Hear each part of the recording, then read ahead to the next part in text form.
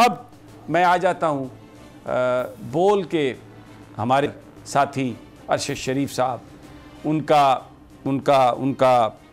क्या उनके साथ हुआ आप सबको पता है कि वो दुबई चले गए। आज ये कहा गया कि उनको पाकिस्तान में ख़तरा नहीं था।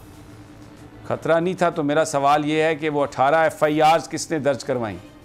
वो अपनी जान बचाने के लिए इस मुल्क से गए, और आज जो ये कह रहे हैं कि वो पाकिस्तान वापस आने वाले थे, उनसे मेरा सवाल है, ये सवाल है कि इन पिछले 2-3 महीनों में क्या उनमें से कोई एक दफ़ा भी अरशद शरीफ की माँ के पास गया, उनकी अहलिया के पास गया कि अरशद शरीफ को कोई ख़तरा नहीं है, वो वापस आ जाएं? और जिस वक्त शायद पता नहीं है लोगों को, जिस वक्त दुबई के हुक्काम पहुँचे अरशद शरीफ के पास, तो उस वक्त अरशद शरीफ पाकिस्तान में अपने दोस्तों के साथ फ़ोन कर रहा था, फ़ोन पे बात कर रहा था। उसने वो फ़ोन खुला छोड़ दिया। वो सारी कन्वर्सेशन जो वहाँ पर हुई, जिन जिन के नाम लिए गए, किसने क्या कहा, किसने क्या नहीं कहा, वो बहुत सारे लोगों के सीने में है। तो ये मत कहें कि वो वहाँ पर वीज़ा एक्सपायर होने के बाद वो वहाँ से गया।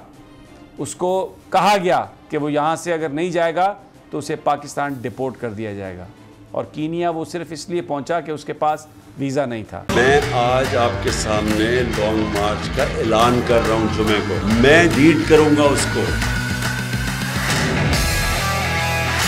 कप्तान का हकीकी आजादी मार्च। उन्होंने कंटेनर रखे तो हटा दोगे। दिन हो या रात, बोल न्यूज 24 घंटे रहेगा साथ।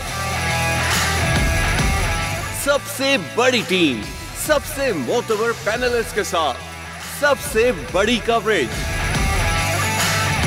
देखिए पाकिस्तान की सबसे बड़ी नशरियात सिर्फ बोल न्यूज पर। सबसे ज्यादा व्यूज, सबसे ज्यादा रील्स और सबसे ज्यादा रेटिंग के साथ बोल अब भी नंबर 1 पोजीशन पर बरकरार। सब्सक्राइब करें और बेल दबाएं ताकि कोई खबर रह न जाए।